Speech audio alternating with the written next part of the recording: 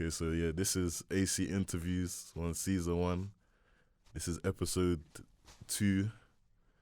And we've got my guy, Manga Saint Hilare on.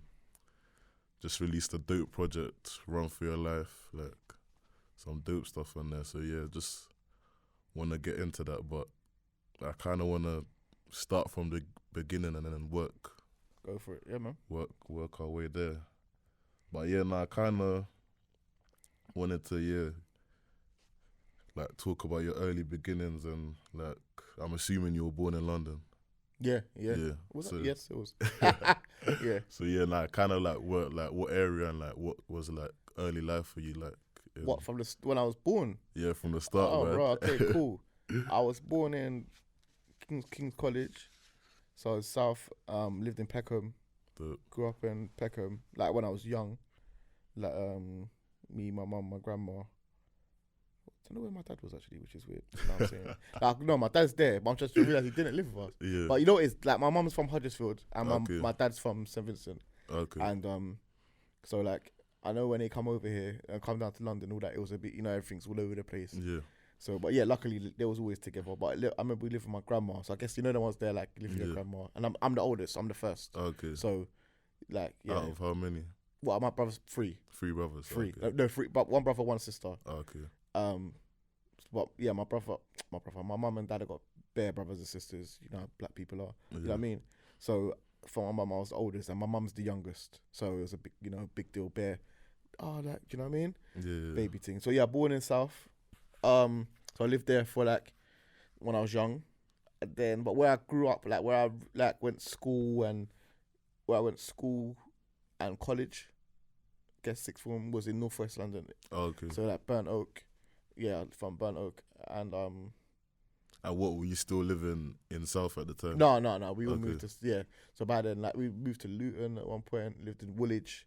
Woolwich is another big part of my history. Like a lot of my mum's side of my family lived in Woolwich. Then we moved to Luton. My brother was born. Then back to Northwest, like that's where I went to school, and so like that's where I say like my informative years of where I went to school and learned. Like that's where you grew. Yeah. Do you know what I mean? And then now, back in South, back in Woolwich. Okay. Yeah, so there. Yeah, and kind of like, what kind of music was playing around the house and? Everything. My dad obviously reggae, ragga, dancehall, soca, jungle. There were a lot of jungle. Like my parents are quite young. Like my dad's a DJ, so he always had music in the house. My mum's quite young. She was 21 when by the time she had all 3 of us. Oh, mad. So like so it was in we. So you were kind of like growing up together. Yeah. Like so we got to have like. Not cool stuff, I just say. Let's see, like music and all that. It weren't like, we have to listen to some old thing. Like, so, like I said, when we used to drive around, man would listen to jungle, and when garage came in, man would hear all that. You know what I mean?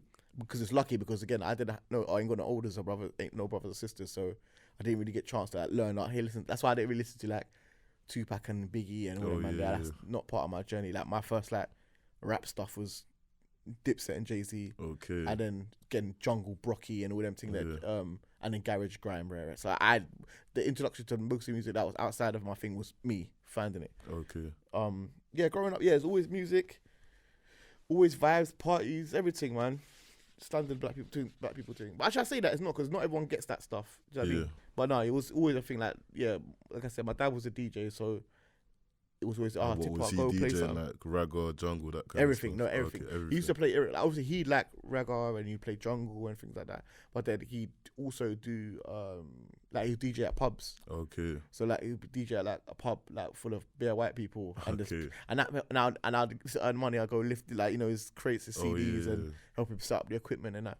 And then he like then I realized, there's other music. If that makes sense, you know what I mean? I'm like, I don't know any of these white songs, but because he used to play everything, he used to have everything. Yeah, you know what I'm saying. So in the house, he'd buy every CD, go Woolworths, go so all these. Listening to pop, all of that. Everything, like literally everything. Okay. Like a lot again R&B. Like my mom loved obviously Whitney Houston, them thing there, whatever. But I guess what I didn't really grow up on, like I said, was like hip hop. Okay, so like Biggie, Tupac, all that Snoop Dogg, all that type of. Nah, that was never in my thing. Like my first thing was Rockefeller. So Jay-Z, Kanye, Beanie Siegel, Freeway, Cameron, Dipset. Like that is what I you know what I'm saying, what I discovered. But yeah, there wasn't much like hip hop going really. More R&B, reggae, soca. You know what I'm saying? Yeah. Yeah, no, so actually I was watching one of my friends, he does like video stuff for the podcast called Jermaine, and he put me onto the documentary, I think you were in it, about the music one, yeah. Great documentary. Yeah, so I was like... The evolution of Black British music. Yeah. Have you watched all of it? Not all of it, so I only watched like, let me say, the first 45 minutes. Of the first episode? Of the first episode, yeah. Okay, so yeah, if you watch... So what was the first episode based on? So it was basically, I'm at the part where they're talking about like how there was the reggae and then that slowly went into like, I'm at the jungle part. Yeah. But that's a great documentary you should watch. Evolution of Black British music. Yeah. Because it really does go through all the stuff. Yeah. And you realise how we got to where it is today. Because again, even after I listened to Jungle and I didn't understand obviously I couldn't go Raven and that until it was like I didn't understand why this person or why that person's important or whatever. Do you know what I mean? So even probably by the time I got the jungle tunes like General Levy and all them type of thing, there it was just mush. Okay. Obviously, if you probably ask like if I speak to like DJ Target or Wiley or Flodan who were older than me and they were jungle MCs and DJs, they got a different outlook. Same way like with grime now, when I talk to like the people who might not listen to grime or might not understand when they hear drill or they hear whatever, they don't understand. Nah, but Wiley done this then and sketches from this and there's a whole thing and the reason why that's important and rare. So that even when I watched the documentary, even though I felt like I knew a lot, I learned so much. There's so much behind the scenes stuff and just stories that we didn't know. Obviously, them time there you should just get your music. Yeah. Rather than it's not like faces to it. Basically. No faces. Yeah. Especially when we started grime and garage, I didn't know anyone what it looked like. I just knew their voice. Yeah. I knew their bars, but I didn't know what anyone looked like. Yeah. Okay. Yeah. So kind of back to your story, would you say like you had like any interest in like or surprising like hobbies or interests or like was there anything else you wanted to do apart from music? I didn't want to do music. Okay, you didn't want to do music. No, I wanted to be a DJ. Like, okay. But then I saw the price of records are like £7 each. I said, no, I can't do that. I ain't got no money. No, so I used to like drawing. I draw a lot. Art. That's it. Yeah. To be fair. Right, that's it. Like in school, I done art, I done graphics. Yeah. I was doing that heavy. I didn't do music in school. And obviously, I love music and enjoying it and rare. But I didn't. Remember, especially them time, there was no. What's the entry point? See, like now, you can understand, like, oh, if I want to make music, I book a studio, I can release it from your phone. You can do it from your house. Yeah. Do you know what I mean? Like, what do you do? I mean, that's why when grime come about and it was like, oh, you can just go and write some bars and hopefully you can get on radio and get heard. And it was like a big entry point. That's why. That's why it was more of a. It's more of a cultural movement than like a sound thing because it was like a, bruv, come on, you can do it. Yeah. You know what I mean? Yeah. It's like why football's a big sport because you can just get a ball and kick a ball. Do you know what I mean? Yeah, like if you accessible, basically. It's accessible. Yeah. If you want to go play badminton, you got to have so much stuff to do it. And that's what I feel like with music before. Like, you have to have so much stuff, so much knowledge and understanding of stuff. And then when grime come about, it was like, bro, you got some bars, you can spit them on the road. Yeah. You know what I'm saying? Like, you know what I'm saying? It was all about that. So when in school, I wasn't really pursuing music. I always loved music. I had music. That's another thing. I guess from my dad, like, I'd always listen to this song and understand how I love my Walkman and CD player when CD players came around. Back in the day. That was important. Like, I had my thing. You know what I mean? But the interest of making music wasn't part of my thing until like and the garage grime came about. You know what I mean? Okay, so that was like, let's say early 2000s. Yeah, early 2003. Okay.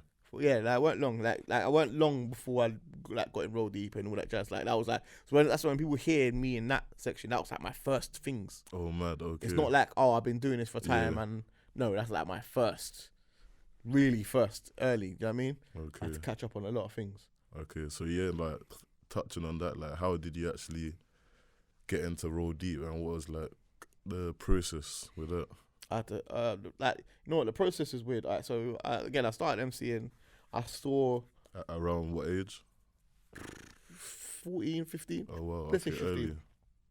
No, not that early. Yeah. At end of school. Okay. 2000. Yeah, let's say 15, 16. 15 maybe, 16.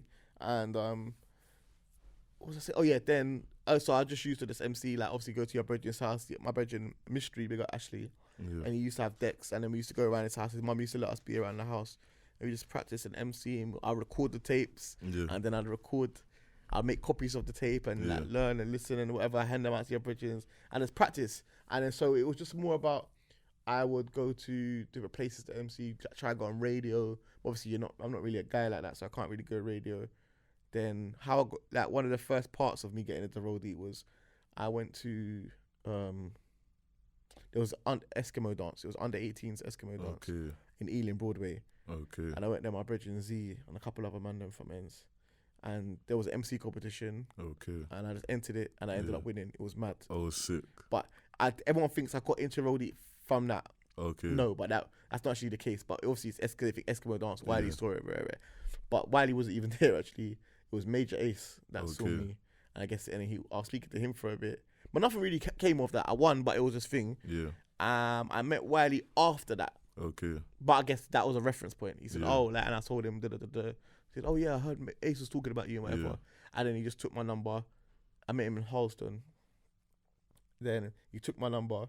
And we just kept in contact. Like, like someone said, I'm going to call you, but he really did. Like, he's really like that. Okay, Them time but them time I can't see him again. Yeah. That makes sense. That's why when I saw him, it was like, I'm going to take my opportunity just to say what I go on. Yeah. But if he would have just not called, man, I can't see man again. That's it, basically. You know what I mean? So it's not. I wouldn't even take a thing again. I wasn't the biggest MC in my ends. I wasn't doing bare stuff by myself. Do you know what I mean? I was just there, and then he kept calling me. Like, we kept in contact, and then long story short, he just said months later, he just said, what crew are you in? I said, I ain't in a crew. Then he said, you're in roadie. Come studio tomorrow. Mad, just like that. But no, actually, sorry, so I'm missing out a part of that, which I always miss out, is that he rang me one day and I didn't answer my phone, but on my voicemail, I was MCing. Okay. Over an Aaliyah beat. Okay. But it was like a critical but every syllable for minimal status one of my lyrics. And then he must have heard that. And then he rang me again. He goes, no, hang up your phone, I want to hear that again. Okay. And then even then I never wrote it in. Then he rang me and then he said that thing after like a couple of days or I don't know what day. Then I went studio, and that's when they were making the first album, In at the Deep End. Okay, wow. So exactly, that's what I'm saying. I was like, raw, okay, raw, like, okay. You literally stepped in at the deep end. Really did, like, and they were and it was.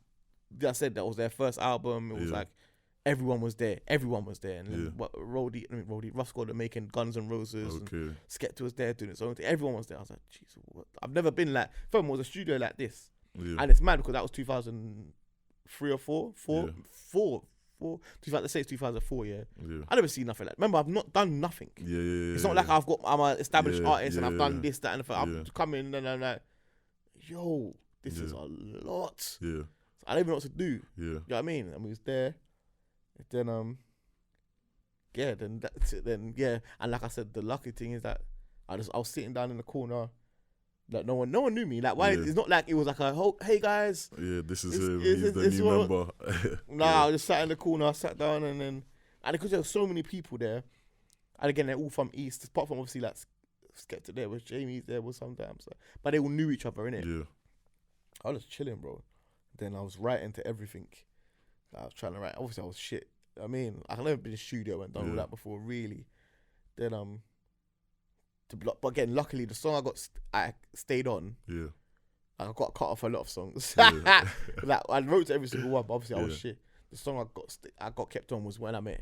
Okay, I got kept on 2 out of the whole album, but When I'm Here was 1, which obviously turned into When I'm Here, which is the song. But that is very lucky. Yeah, because I feel like I always say this. I feel like if I was on that song, I could have just easily not been a roadie. Yeah, because I wasn't around them. Yeah. I didn't know them. Yeah. I wasn't that good them times there. Yeah. But that song became, he's one of them. Okay. Because they had the video and they had the thing. Yeah, had the whole treatment basically. So like, that's one of them. Yeah. I think that's a big reason. Okay, that's sick. Yeah, so kind of going off that, like obviously that's like one of my favourite songs just in general. So what was it kind of like seeing, because it seems like when you jumped in, it's like, like what was it like seeing the chart success like? With the crew and all of that. I didn't know any of that stuff, to be honest. I'll be real, bro. Again, I weren't around them. Yeah. Them time I was still in Northwest. So I wasn't around any of them. I didn't even have most of the numbers. I think I just had Wiley's number, but Wiley's always Wiley, innit? Yeah. You know what I mean? You can't get hold of Wiley. And I had Flowdown's number. think that's it at that time there. So like Flowline might call me and say, "Oh, we're going here. Can you get here?" Yeah. But remember, there was a lot of us in it, so I wasn't like in the rankings. You know, like we was talking about football earlier. Yeah. Football, I was a subs bench. Okay, I see. Do you know what I mean? So like, if we're in a Space Cruiser line, it holds 7. Yeah. I'm not in the top 7 unless this one don't turn up and rare and if I can get there myself. And I'm saying like I would usually sometimes try to get to places and just beat them and roll up and whatever. Obviously, I wouldn't be getting paid and it's whatever. But you know what I mean. So in terms of like chart success and see all of that like label meeting and all that, I wasn't part of none of that, bro. None of that. And I said I didn't have cable. I didn't have Sky. Yeah. So I didn't even know the video was beating on TV and all that jazz. So I was just away and it was bait. And it was a lot. I was just getting in bare beef and problems, and I'm still going radio like normal and trying to clash. People are trying to clash me, and I was like, bro, this is what the hell is happening, bro? Because obviously I'm the one they can catch. Yeah. Do you know what I mean? Yeah. So I just have to quit. But that was good, and that was a big training ground. I had to learn how to be on like point. The foundation, basically. Yeah, and forge your own path thing. Okay. Do you know what I mean? Like I couldn't just rely on being in Roll Deep, as in I had to go and forge my own path and build my own relationships and do my own works, which now I realize helped me more than just being like from the start. You know what I mean? Okay, yeah, I get you.